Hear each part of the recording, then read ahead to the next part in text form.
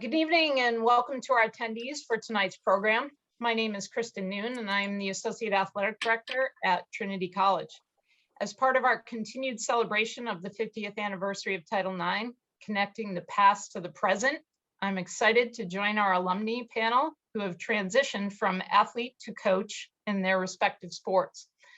For those who attended the prior conversation with the early birds, representing the 70s, 80s, and 90s, we have engaged these four Bantam athletes tonight who represent the 2000 and 2010 decades. So that is 30 to 40 years after the enactment of Title IX. I am really excited for them to share their experiences and for us to hear their perspectives from where they are today as they continue to play a vital role in athletics. Before we get started, a few housekeeping items. Tonight's program will be recorded and the recording will be made available on the 50th anniversary celebration of Title IX webpage on the Trinity website soon. You will be sent a post-event survey and we appreciate your feedback. But also during the event, please feel free to share your thoughts via the Q&A function throughout the evening. And now on to our program. It is my pleasure to welcome our panelists tonight. Please give us a brief introduction, including your name, year of graduation from Trinity, sport or sports in which you participated at Trinity, and your current position in institution or organization. And we'll kick things off with Michelle Smith, class of 2008. Hi, everybody. Michelle Smith, class of 2008 undergrad, and I'm a double Bantam. So I had the opportunity to come back and earn a master's degree. So 2008 and master's 2011. I was mostly a lacrosse player in my time at Trinity, but I did play my sophomore year on the field hockey team as a, just gonna call it a pin cushion. I can't even really call it a backup goalkeeper, but I was on the team. So spent some time with the field hockey team as well as 4 years with the lacrosse program. And now I am currently the head coach at Babson College for women's lacrosse. I've been there for, just finished up 11 years. So goes by fast. That's crazy for me, Michelle. I remember you when you were an athlete here, so I'm getting old for sure.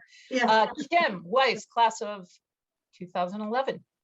Yep, so I'm Kim Weiss. I graduated from Trinity in 2011, and I participated in ice hockey while I was there. And now I'm an assistant coach with the Maryland Black Bears in what's called the North American Hockey League.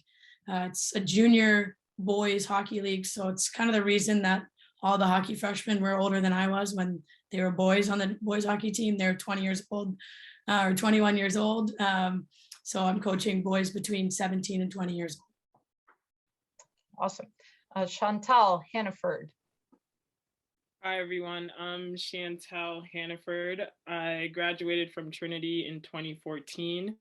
I participated on the Trinity women's basketball team. I almost played softball. I did the preseason with them my sophomore year, and I tore my meniscus in that off-season time, and so I had to have surgery during the spring season. So I missed out on that opportunity, but I became really close with a lot of the softball players. And so my current position is a little tricky. So I'm currently at a junior boarding school, so that's pre-K to 9th grade.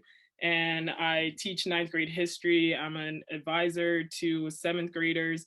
I am the head women's basketball coach. And one of my main roles is I'm the director of diversity, equity, and inclusion. And so I say, pre-K to 9th grade because it's a big school. And so there's a lot of different hats that a lot of people wear while they're here. And so that's kind of, a little background about where I am. The school is called Indian Mountain School. And so it's located like close to Hotchkiss in Lakeville area, which is about an hour, 15 minutes from Hartford. Thanks, Chantel. And bless you for dealing with that varied age group you just described. Lynn Leong, class of 2005. Yes, hi everyone.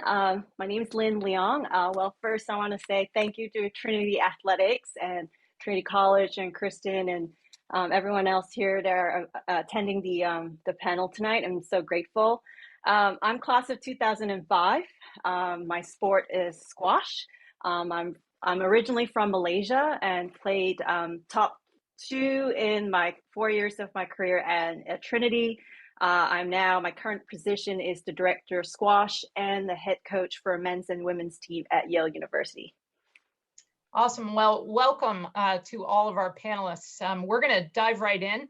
My first question is, please share with us when or how you knew you wanted to be a coach and why, and who or what had the most influence on your decision. And I'm going to leave it open to whoever wants to kick it off. I'll kick it off. I'll go for it. I think any of my former teammates and my family would say that I was always probably going to be a coach. So I don't know that there was a specific moment. I just always loved my sport and loved being a part of a team, and couldn't really imagine myself not being a part of a team, even though I wasn't going to play anymore. But I would say that my biggest influences were just the coaches I had as a kid growing up and all the way through Trinity, including Annie McPhee at Trinity for my 4 years. And they just, made me feel like they believed in me and that they saw something in me. And that kind of player coach connection was so special to me. It was something that I wanted to carry forward and then have that with my players as well. Awesome. Thanks, Kim. I don't think that's necessarily always the path. Like someone knows early on that they want to be a coach. So does anyone else want to share with us when you knew and how and why? Lynn? Well, I'm the opposite. I didn't know I was going to be a coach. Absolute opposite. I actually started coaching, I think, during my summers, in between these my career at 4 years at Trinity. I again came from a background. My dad was my coach. I had, went through this whole watching him coach throughout my growing up years, and didn't think like I was going to follow his path.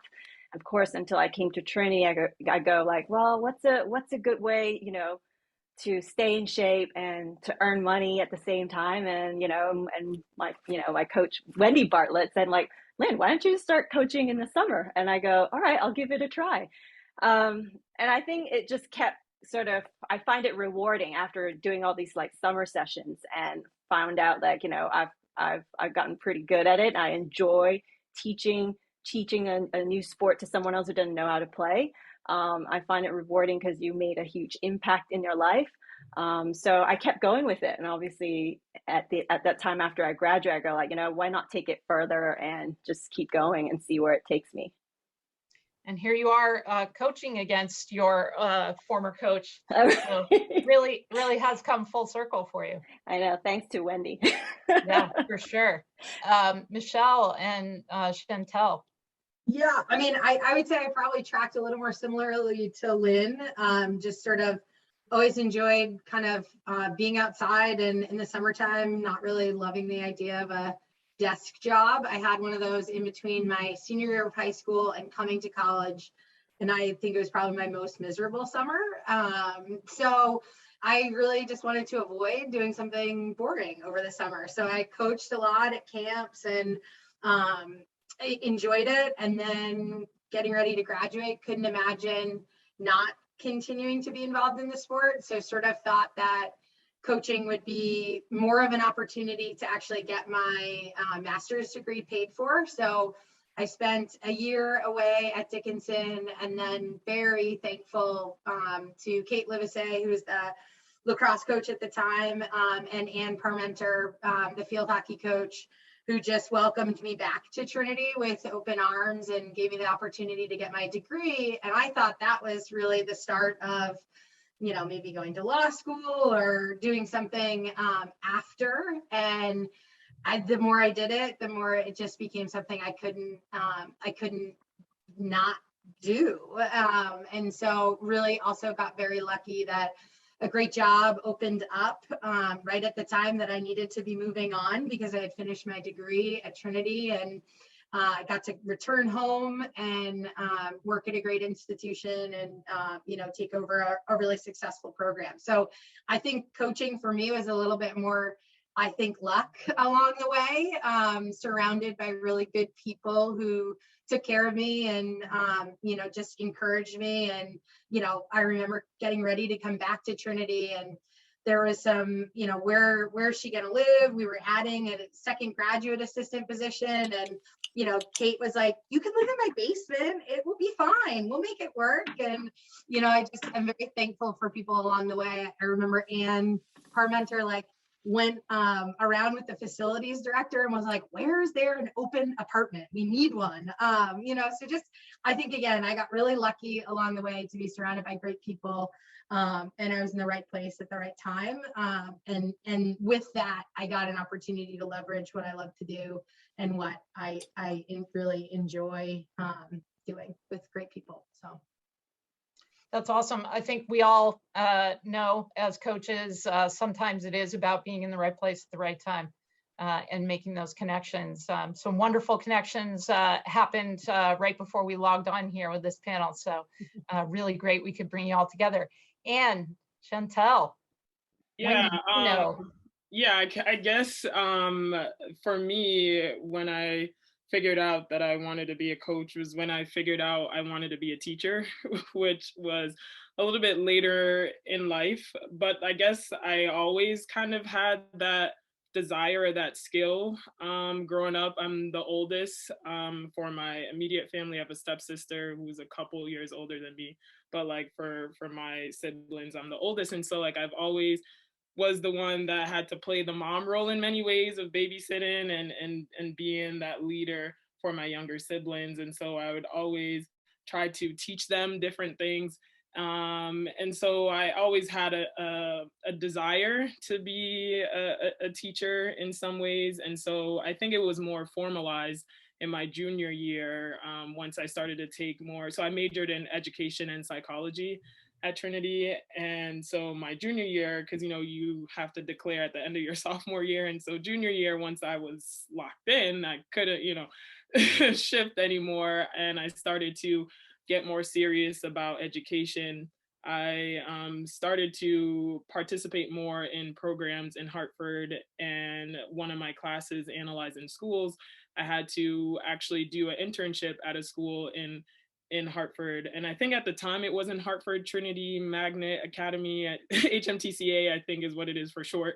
I forget what the name was at the time. I think it was just the Magnet School. And so I did my internship there and fell in love with the school. They also had a program where they it was an after school program. So part of that program, they also had sports as part of the as part of being an intern there. And so getting my feet wet a little bit early on allowed me to kind of feel like that could be something I could step into. So that was my junior year that I did that. And then I also took a coaching seminar with Robin Shepard when I was at Trinity. And so that kind of helped me figure out exactly what I wanted to do later on. And so, as I was growing up, it was the future was so distant. It's okay, yeah, when I get to college, okay, that's never going to happen. Okay, when I graduate, oh, that's never going to happen. But then those things actually started to happen. And so I had to figure out what I was going to do after I graduated because it just seemed so distant. And so I started to feel like education was something that I actually could do. And so I felt like it would be perfect if I could teach and then also coach. And so that's where the two came together for me. And I really do feel that teaching and coaching, they go hand in hand. In psychology, I use a lot of the knowledge and skills that I learned at Trinity here in my day-to-day. So I definitely feel like that opportunity allowed me to feel like I could be a great teacher, but then even a better coach. Awesome. Well, varied backgrounds and how you came into the profession. Just curious, when I was the head swimming and diving coach here, I would often, people ask, what do you do? I'm the head swimming and diving coach at Trinity College. Oh, is that a full-time job? What do you do in your summers? There's a perception out there that it isn't. Does anyone run into that today? Yeah. All the time. I actually, if I'm meeting somebody for the first time and in a very more casual setting, what do you do? I just tell them that I work at the college. So I just say I work at Babson College, and if there's interest beyond that, then, you know, like I'll engage. But when I start with that, I coach, you know, lacrosse at the college level. The questions are so, I don't want to call them dumb, but they come across very ill-informed at times, and just like, I have a really hard time, like, if you're not really that interesting, like, I'm not going to be that friendly. So I spare myself from getting in some of those situations just by saying I work at a college, and then let it go from there. Because there are a lot of people that don't really fully grasp what college coaches are doing, especially when you tell them it's Division III as well. I think that factors in a lot. Oh, is that full time? Like, what do you do when you're not at practice? Well, I don't really have enough time to tell you that. So That's true. I think they only think our jobs are really, you know, coaching on court, you know, dictating like what they're doing from day to day. But, you know, it really, you know, we have recruiting, we have, you know, mentorship, you know, there's a lot going into this coaching. And like we were just talking about earlier before we start this, like, I don't think there is not really a downtime. I mean, we should be carving some downtime for ourselves, but it's very hard to have downtime when you're managing a team of, you know, let's say, you know, 26. I have a team of almost 30 kids on the team, men and women, very ambitious, and they still do need structure, guidance, and just a lot of talk. So it's not necessarily just everything on the squash court. So yeah, it's, you know, it's tough sometimes when people ask you and think you're like, you know, oh, I'm just teaching them really how to play. No, it's way more than that.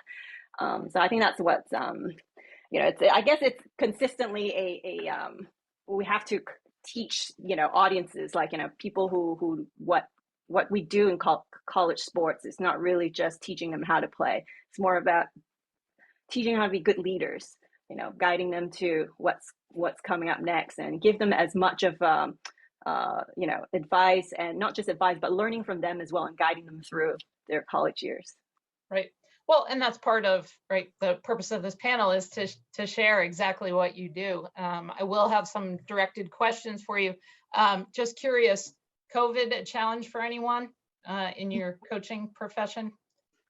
Right. I'll agree. Yeah. So add to that, supporting your student athletes, your athletes in that capacity is a full-time job in itself, right? So you know, we talk a lot about work-life balance, and certainly in coaching, I think sometimes that gets a little out of whack. All with great intentions, though, right? So I do have a few directed questions. I'll start with Chantel. You have a big job, as you described, in addition to coaching.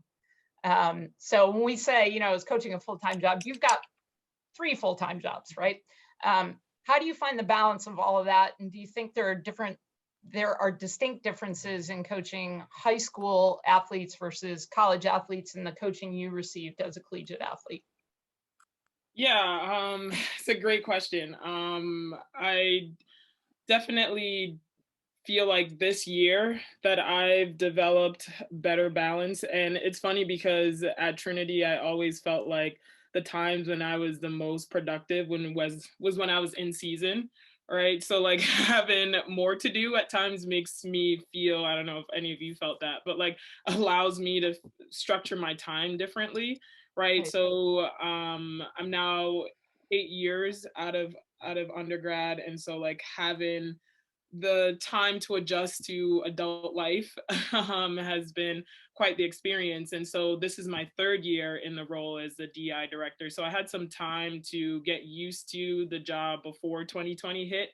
Right. And so when 2020 happened and, you know, the pandemic hit, but then there was also this like racial reckoning. And I think it really gave me an opportunity to make 2 decisions, right? One was, am I going to continue to like still try to figure out what this role is going to be for IMS? And then like, how do I navigate and help the school move into a direction that is meaningful and am I the person to usher the school into this next phase of where the school needs to be? The school is now 100 years old. It started in 1922, and now we're, 2022. And so there was a lot of shifts happening institutionally for us last year. And so this year, I really feel like I've been able to balance coaching. I used to coach softball as well. So this is the first year that I'm just coaching basketball.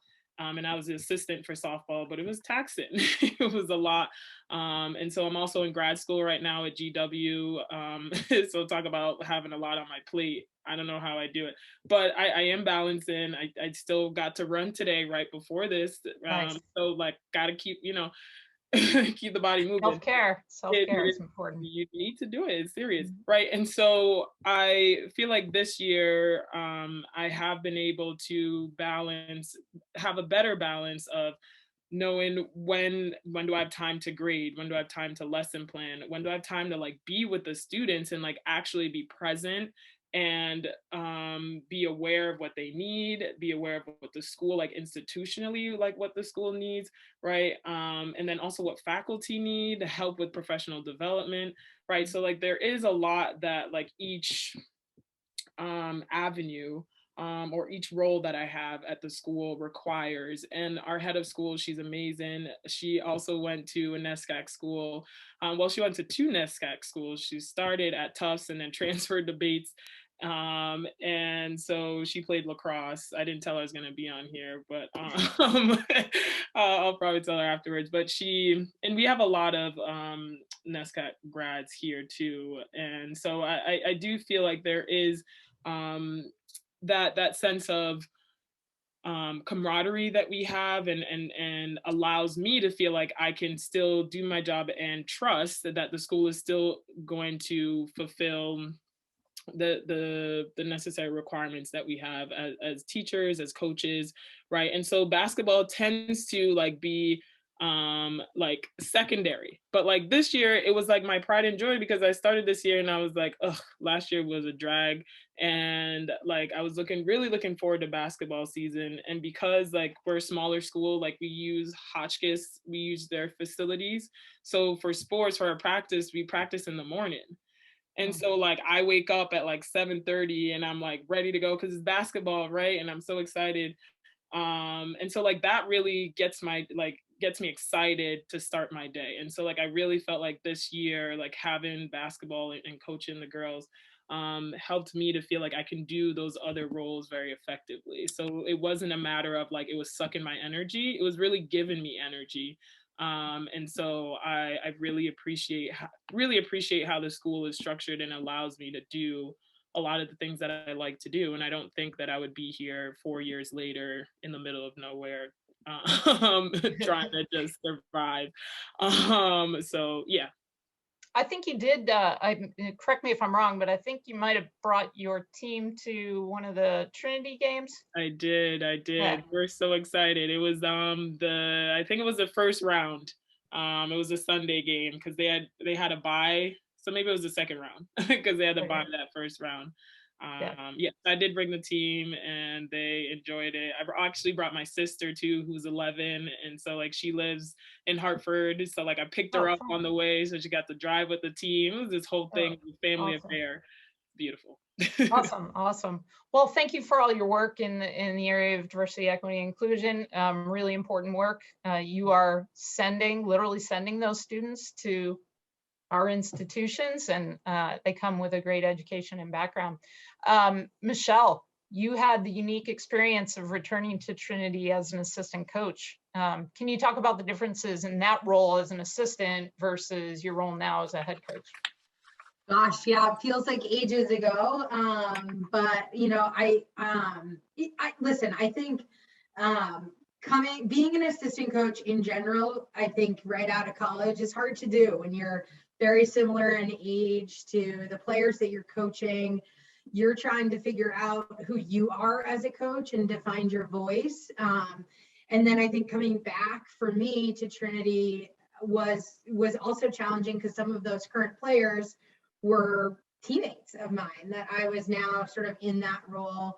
as a coach for and with. And so I think it was challenging. There were definitely struggles with that, but I really credit having great mentors in Kate Livesay and Ann Parmenter to really they took me on, and they didn't treat me like a former player. They treated me like a colleague, and I think that really helped my my growth and my development as an assistant coach, because I think it would have been really easy to just here's Mish, she's back and she was a great player, and we'll just keep treating her like that. But instead they treated me like a friend and a colleague, and they really brought me along. So I really think actually at the end of the day, that opportunity allowed me to become a better coach faster, because a lot of times, sometimes as a young assistant coach, you do kind of end up,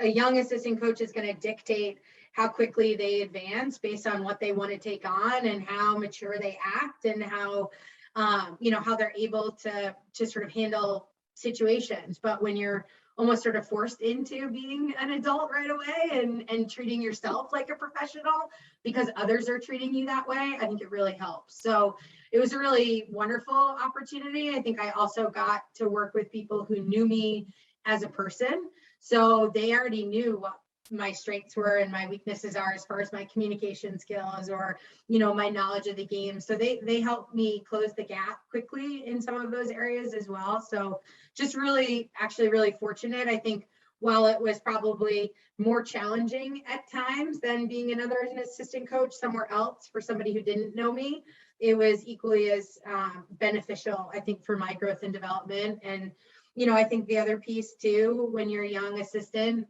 knowing when you're ready to kind of take that next step to become a head coach. And again, got really fortunate that I have people in my corner who are like, you are ready for this. You need to be applying for these jobs. You need to look at head coaching positions versus just assuming that the next step is to go be someone else's assistant. So, I loved my time back at Trinity. I will also say one of the unique things about it, and even as a player, you have no idea what goes into the job that your coaches are doing for you, or administrators, or support staff.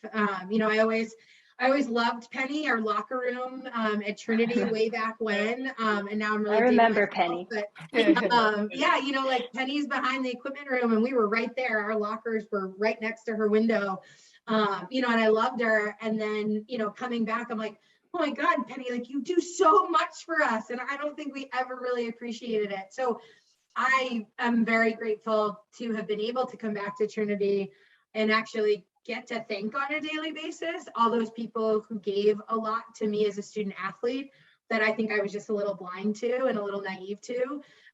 So I look back at those 2 years as really, really impactful on who I am as a coach, and who I am now as a head coach for my assistants, because I try to emulate that same experience, even though I can't, I don't usually end up getting my former players to come back.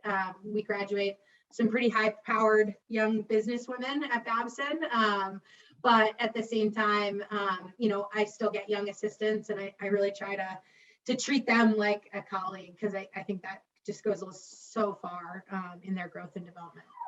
Right. Well, thanks for that. And, I think it's important to note, all of you are seasoned veteran coaches at this point, right?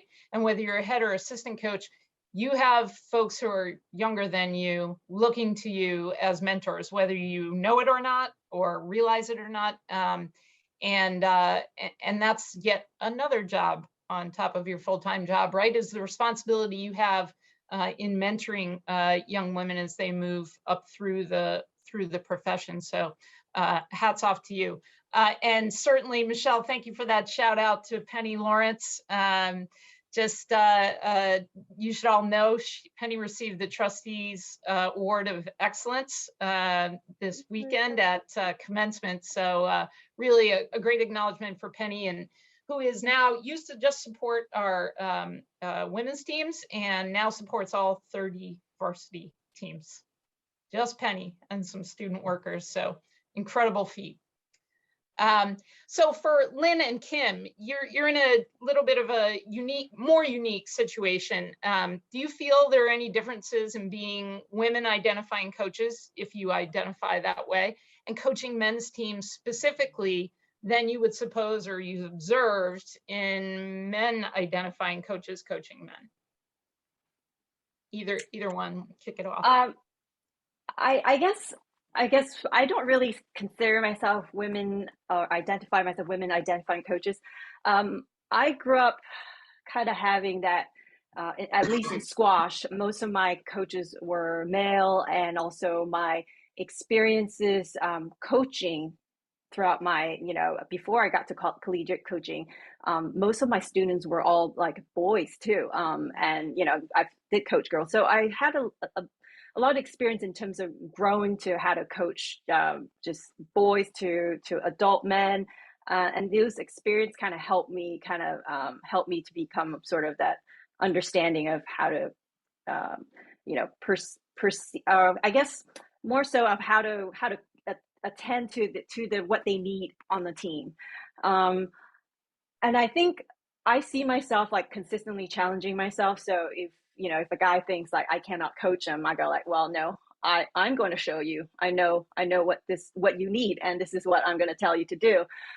So it's always been that way for me. And I think just because I thank my dad for, telling me growing up, like, no one can say or tell you exactly what you can't do. You're going to go up there and show them this is how you can achieve anything you want, and not let anyone kind of like shame you or put you down in that way. So I guess not right now as I'm going in, well, as I took on this role, I had four years of good experience as an assistant coach before taking that head coaching job, managing the men's team with, alongside the head coach, David Talbot at that time.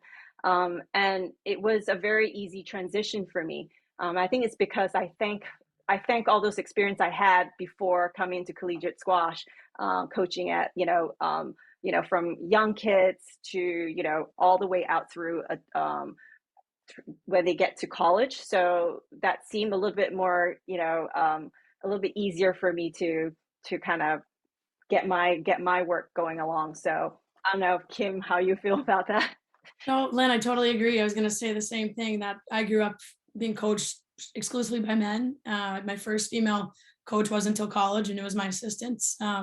So I was used to the voice in the room, being a different gender, but like Lynn, like you almost don't think of it that way. And so I'd say in my day-to-day of being a coach with my team and my players, I'm the same coach when I coached girls for 10 years. I coached boys high school while I was coaching girls at one time, and now I'm exclusively coaching a male team. But I'm the same coach. I treat my athletes the same regardless of their gender. I just try to be my best for them and show them the respect that they deserve. I would say the outside perception, I get a little more, I don't know what the right word is, but there's instances that remind you that you might be the only woman around or in that literal arena. Like for instance, on a hockey bench, you'll have the refs come over and think you're a trainer and not the coach. I agree with you about yeah. I was gonna say I've showed up in in a rink for morning skate this year and asked the guy that drove the Zamboni for pucks and nets, and he asked why a skating coach would need pucks and nets. And I was like, well, I'm not the skating coach, I'm the coach. So there's definitely moments where when you're in a male dominated world, and for people that don't know, in my league, I'm the first woman to coach in this league. So you go to hotels and you're checking into the hotel for your team, and they're like, you're with Maryland? You're like, yeah. They're like, oh, I didn't know they had a social media person. Like, nope, I'm the coach. So you have moments like that but like I said, the day-to-day with your team and athletes, all of that it's coaching. It's not male, female, none of that. It's just coach and player relationship. But definitely there's some moments in the outside world that take a little bit of grace and patience, and maybe some stern reminders to them that you are a coach and you're a part of that group. Right. I relate to Kim's experiences as well on the optics on what outside of, checking into hotels, like, are you the team manager?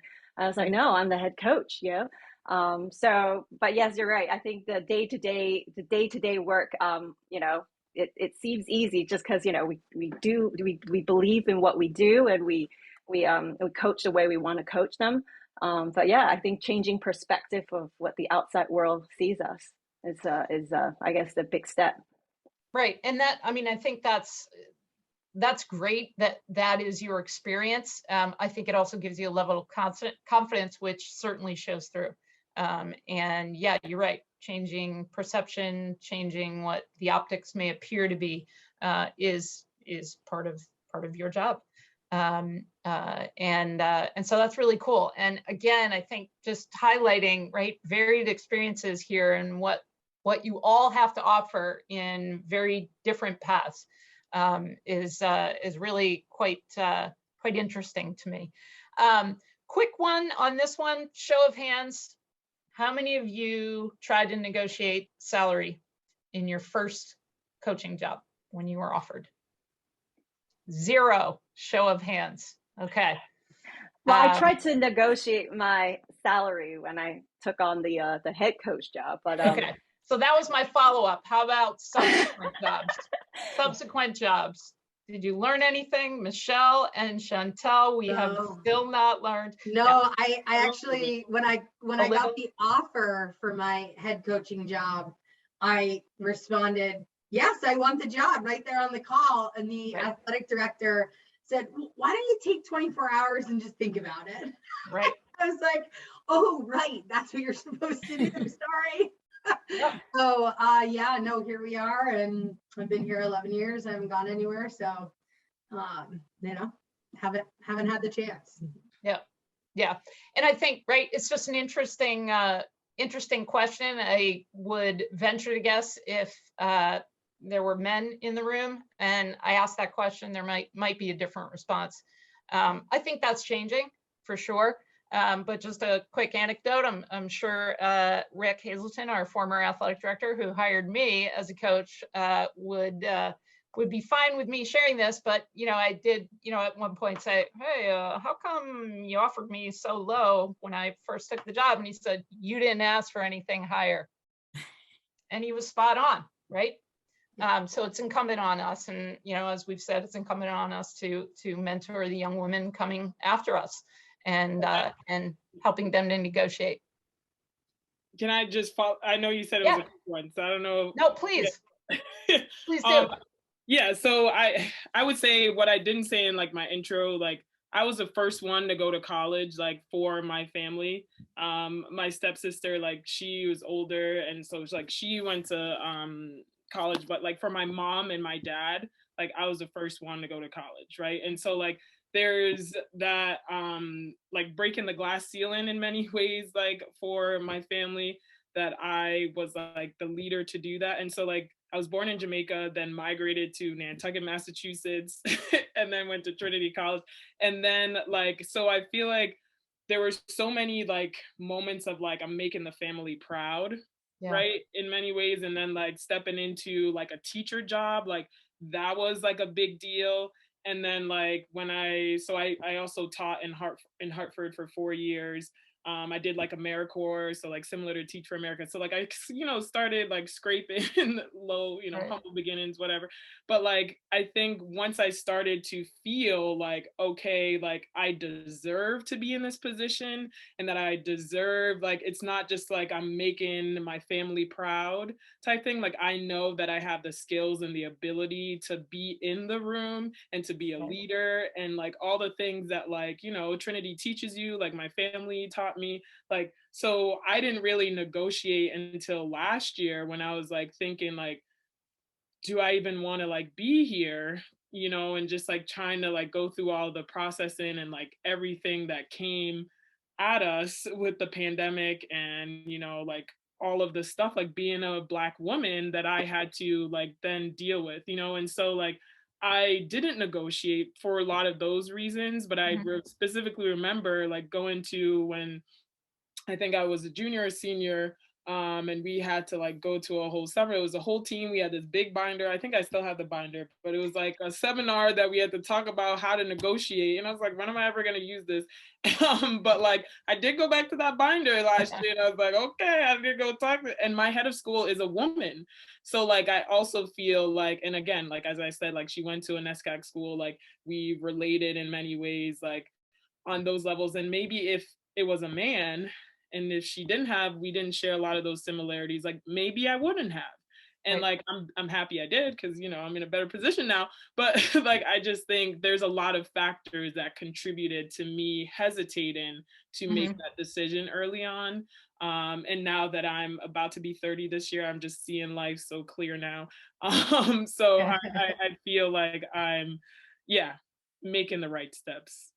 Yeah, for sure. And congratulations. I mean, I think there is always that "do I deserve it?" question mark, right, in your head. And yeah, you do.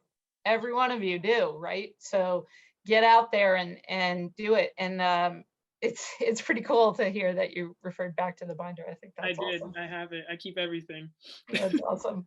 I think no one else. I just want to talk about the negotiation of salary again. I don't think everyone ever. I don't know if any of you had experience of anyone teaching you how to go in and negotiate. I don't think I've learned any of this until recently. But for years, you're just, thinking, how much am I worth? Like, okay, if someone gives you that salary, is this how much it's supposed to be? Or is this, I've always grown up just using my sort of merit base. I guess if I work hard, people see how good I am, they will pay me accordingly. But of course, just keep going like that. I didn't, you just never really thought to question unless it's, really, I guess you don't really question it unless you're really being pointed out to do that.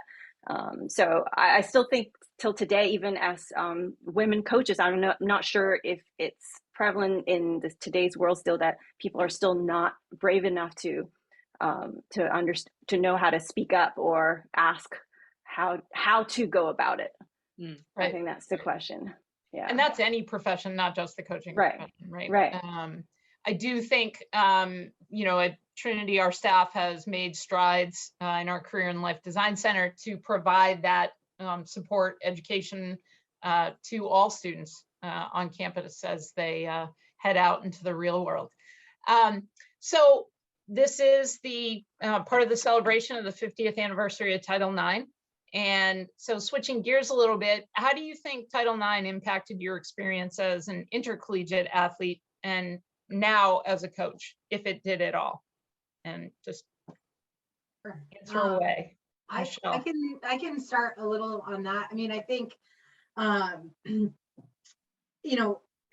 spent some time thinking about this because we actually sort of did a similar celebration at Babson for our student athletes. And at first the conversation in the room was, let's just celebrate all the progress we've made as far as Title IX goes. And I said, that's great. And I'm so excited to celebrate progress, but I felt really strongly about including an educational component for our current student athletes. Because I think they're a generation of student athletes. And while I'm officially, I think this is the first or second year as a coach that I'm coaching student athletes who are not the same generation as I am, which has been interesting. I still feel as though I'm included in this, and that like I grew up with the access that I needed to the sports that I wanted to play. So I never thought about, I can't play that sport because, X or Y, even to the point where in my town growing up, we didn't have girls lacrosse because it wasn't as popular then, but I played with the boys and that was totally fine. It was never something that I was shut out of because of my gender. So I think I consider myself very lucky to have grown up with that access to sport. And I think that, I also though remember, and I'm not sure if they still even do this, but the NESCAC conference put on a coaching symposium that I went to, and it was wonderful. And that's where I was really sort of, my eyes were open to just how much work went into getting access through the passage of Title IX. So, you know, I really felt like in college, that was the first time that I realized, wow, a lot of people before me have done a lot of work to get, you know, to this place where I haven't had to think about it, right? You know, but on the flip side, I would say my experience as a head coach, or just as a coach in general, is that what we have for access is really fantastic. And the opportunities for our student athletes, our young women, to be playing sport, to be empowered to play sport, you know, and to have that be really something that they're almost expected to do growing up, I think is wonderful. But at the college level, what we see is sort of, I think, almost like silent or subtle ways in which we're still not there, and we still are not equal. And I think that is something for me as a coach now that I sort of am pretty acutely aware to. I listen when my athletes get annoyed about, you know, all the men's sports being celebrated on Instagram, but where are the pictures of the women playing sports? And I feel like my role is to educate them, but also to empower their voices, because at the end of the day, you know, them giving voice to those frustrations, that's what's going to create change. Because I do think sometimes as a head coach, like, people don't really want to hear you complain about, oh, women's sports isn't getting what they should. Oh, like, there goes the complaint, or there goes the Title IX complainer.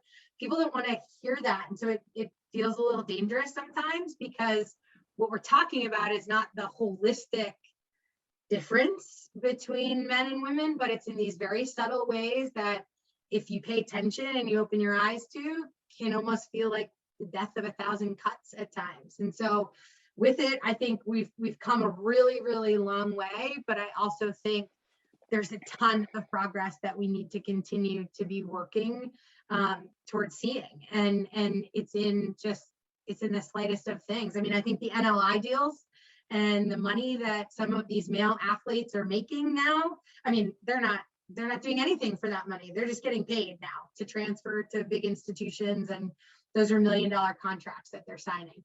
Where's that for, you know, the star women's lacrosse player? It's not. She's posing in front of her Jeep for Pennzoil for probably like $50 a photo, you know? So I think that, you know, there's still a lot of progress that we have to continue to make. I feel fortunate that I've had the opportunity I have had, and then passionate about really empowering the next generation of student athletes to continue to find their voice and to continue to advocate for change, as well as getting our male counterparts involved in that conversation. I think that's something that is also really, really powerful and really important to the next phase of growth in women's athletics, is the support of all those, you know, girl dads out there who are going to support what their daughters are doing. And you now have dads whose moms were athletes, and who they watch their moms be athletes. They watch their sisters be athletes. So why shouldn't their daughters be that same, you know, level of athlete that their son could be? So I think we've come a long way, but I'm still, you know, getting pretty vocal about finding future ways to promote growth. Right, and that's part of the celebration. And thank you for that, Michelle. I think you're spot on. We are 50 years out from the enactment, right? And so I think we have lost a little bit of that history. We have lost some of the pioneers of the Title IX enactment and in the world of athletics, because as we know, Title IX encompasses more than just athletics, although that is a big part. Kim, Lynn, Chantel, any thoughts on there, or should we move along here? I do have a funny story. So as I mentioned, I am a history teacher.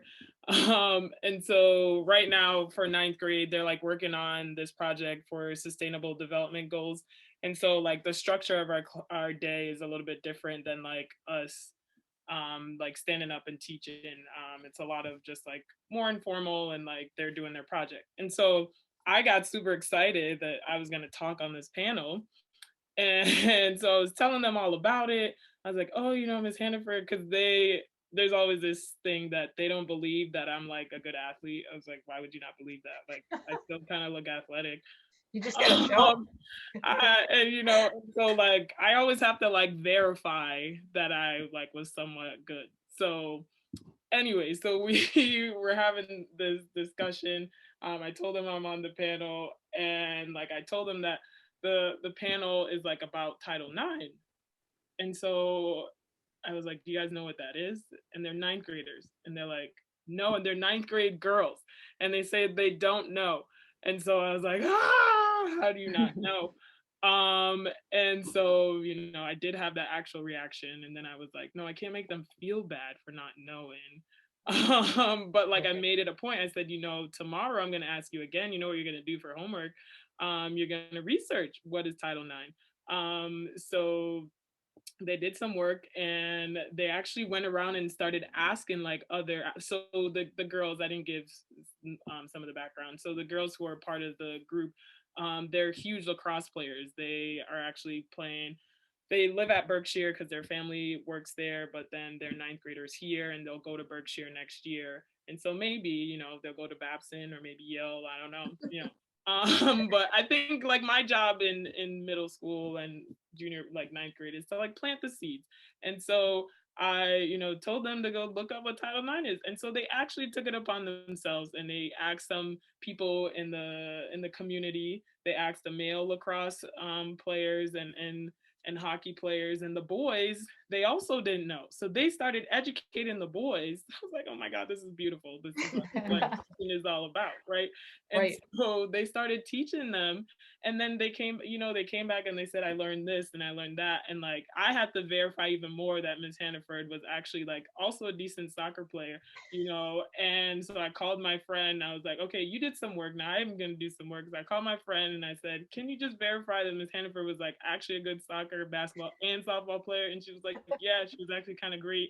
And there's actually stuff online still. And I was like, oh, I didn't know that. So like, the full story that they, you know, really took a lot away from it. Even today, they're like, did you have your at lunch today? They're like, did you have your meeting? I was like, it's today. So like, I have to let them know that I shouted them out. I won't say their names, but they, you know, were great kids. And they actually took it upon themselves to learn a little bit more about Title IX. So like this panel has really inspired me and inspired, you know, the young kids to actually learn a little bit more, because like they definitely weren't alive 50 years ago. I wasn't alive 50 years ago, but I think the impact and like part of my job really is about access, right? And so like Right. for them to know like that they have the ability to play these sports because Title IX was passed and they have that access now, I think that does allow them to feel that sense of appreciation. So I had fun going through that whole exercise. That's awesome. And it's great to impart that wisdom and some of that history that has been lost, as I mentioned. You had mentioned going back to your reference book that you got when I think you said you were a junior. I have a live reference person in Robin Shepherd. You know, what is a panel on any of this stuff without, and on women's athletics, without a mention of Robin Shepherd, right? Our former associate athletic director, and multitude of coaching positions, wildly successful field hockey and women's lacrosse coach, and did a little stint in basketball, as you may know, Chantel, and swimming. But always gave some great talks on Title IX, paired up with Rennie Fulco, and I'll in some of her classes, and I'll mention Rennie at the end. Lynn, Kim, it's an important topic, and you know, thoughts on that? Well, again, coming from Malaysia, I think when I was at Trinity, I was just grateful to be able to participate and to find that, wow, it's so cool that school like Trinity would invest in me to come and represent Trinity to play. And obviously, I think I didn't come from the US and didn't know much about the history, and obviously Title IX at that time, not, you know, I'm sure it made a huge impact, but obviously unaware until I got into coaching, and obviously even more so now in the collegiate world, and realized how important it is. And obviously I wouldn't be where I am today if it wasn't for for Title IX.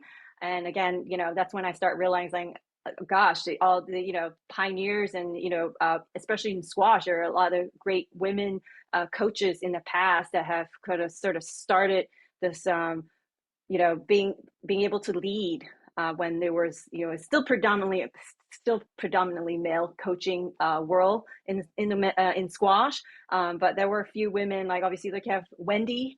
There's a Wendy Lawrence from that just retired from George Washington. She paved a lot of the way. And we've got Gail Ramsey from Princeton. There are a lot of like really good female, coaches that have paved a lot of ways for all of us. And they were just never mentioned, but I think they've done a great job in, encouraging more women to play squash, more girls to participate, and encouraging us to keep up, striving to do better for the sport. So, I definitely pay much more attention to it now, and I consistently try to encourage our women on our team, to pursue. And coaching is a really good job. It makes a huge impact in the world. I'm proud to say one of our recently graduated that graduated in 2020, Helen Teagan, she's from Seattle. She took up coaching. She's now coaching in New York City, starting as a first year, and she's always wanted to teach, and she never thought she would want to be a squash coach. And she's one from Yale that usually none of them would go after Yale to go into coaching. And it's good to see. And when I heard that she's going into that, I consistently encourage her. And if there was any opening somewhere else that would benefit her, I would give her a call, like, check this out, maybe, go look into it, because there's not many women coaches right now in our sport. And it would be great if you can, keep working towards that. So that's my experience in terms of what the Title IX impact for me.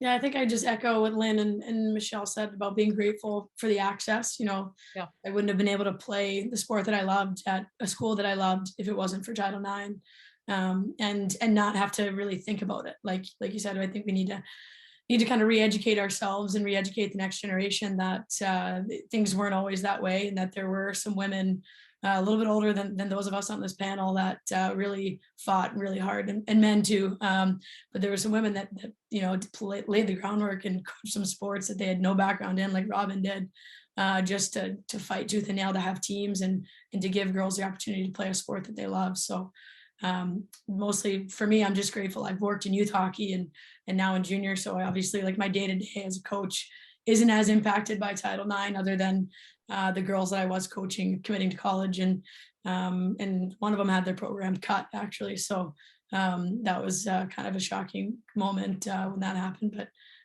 for the most part, it's just being so grateful that we've been able to grow up in a world that we can do what we love. Right. Both And an anniversary is always a great opportunity to honor the past, learn about the past, realize and be appreciative of what you have, but then also recognize and acknowledge, especially in this arena, there's a lot more work to be done, right? And so, wow, what great leaders in your responses. I am mindful of time, and we are nearing the end of our panel. Our final segment will be rapid fire, Brene Brown style. As you may know, Brene is a social psychologist who's researched and studied courage, vulnerability, and empathy, among other topics. She's authored several books, including Dare to Lead, but also delivers a widely popular podcast called Unlocking Us.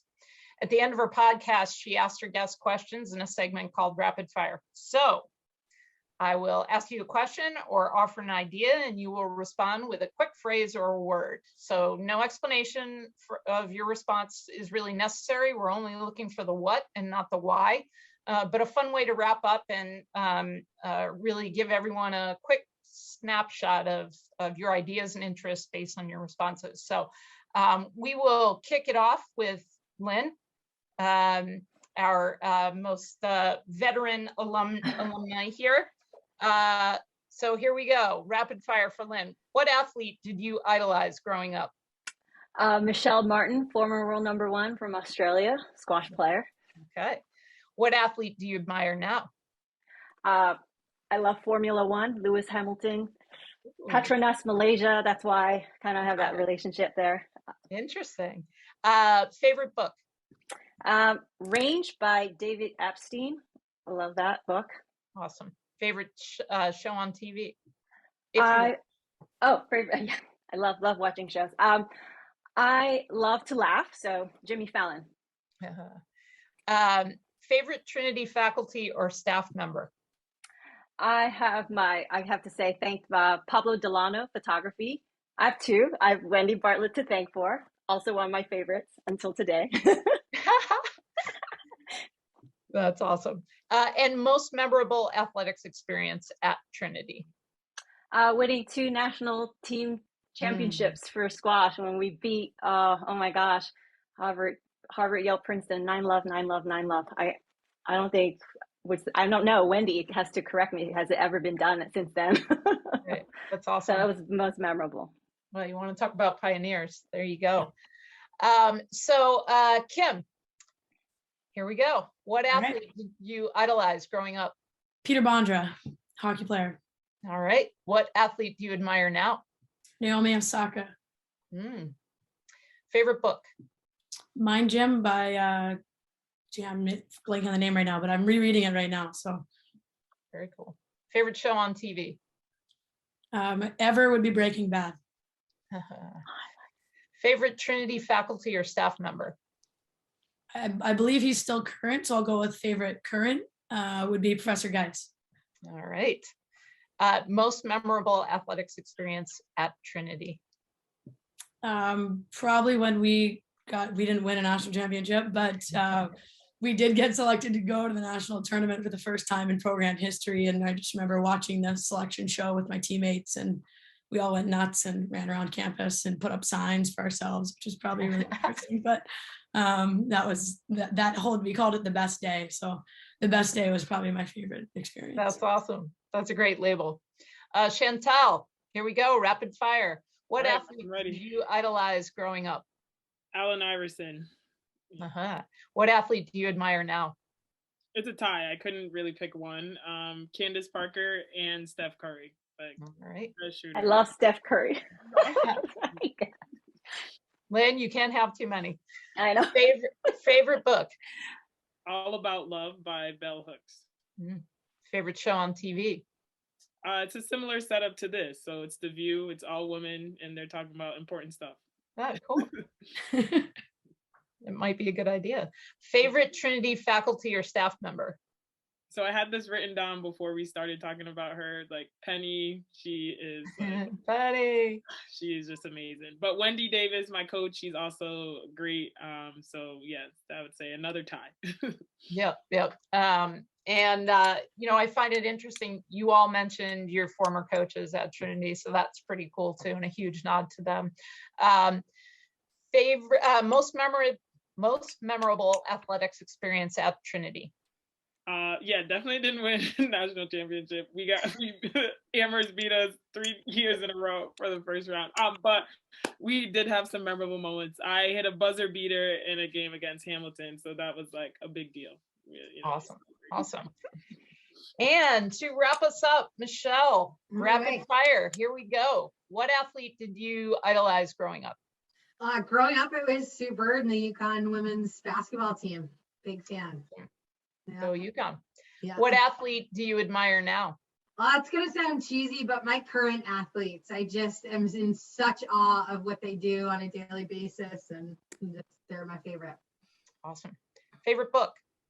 Favorite book, The Energy Bus by John Gordon. Favorite show on TV? Well, I cut the cord when I bought a house, so I don't have cable anymore. So favorite show to stream is Grey's Anatomy on Netflix. Good one. All right. I guess I'm dating myself when I say on TV, right? Sorry about that. Favorite Trinity faculty or staff member? That is so challenging, but I'm going to say for me, it was the Holy Trinity of Robin Shepard, Ann Parmenter, and Kate Livesay. Sort of 3 guiding lights for me. Love how you slipped in the Trinity too. Most memorable athletic experience at Trinity. So Kim, similar to Kim, losing in the NESCAC playoffs, but knowing that we were having a shot for an at-large bid.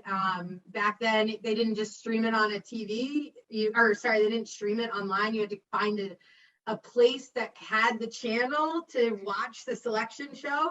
So we went to a bar in Hartford and that was convinced to put on TV and with the whole team, and they cleared out the space for us, and it was amazing. Really one of my favorite days. Wow, the length you go to. Yeah. Passion. Well, that's awesome. And, you know, I find it interesting. It doesn't matter whether you won a national championship or not. It's what you took from your experience, right? And you all had very different experiences, but very memorable ones. So in closing, our time is up here. As a reminder, please complete the post-event survey, which will be sent to the email address that you registered for the event with. Hopefully many of you who tuned in tonight received an email referring to the Kudo board to post your photos and favorite memories from your time as a Bantam student athlete. If you didn't, you can go to the 50th anniversary of Title IX logo link on the news scroll at the Bantam Sports website. Also, please keep an eye out for the announcement of our next event in June, which will be a virtual presentation and discussion with esteemed and much beloved Professor Rennie Folco, Director of the Public Policy and Law Program. Thank you so much to our wonderful panelists. It's been an honor to have this conversation with you, and to you, the audience, for joining us. Good night from Hartford, and as always, go Bantams.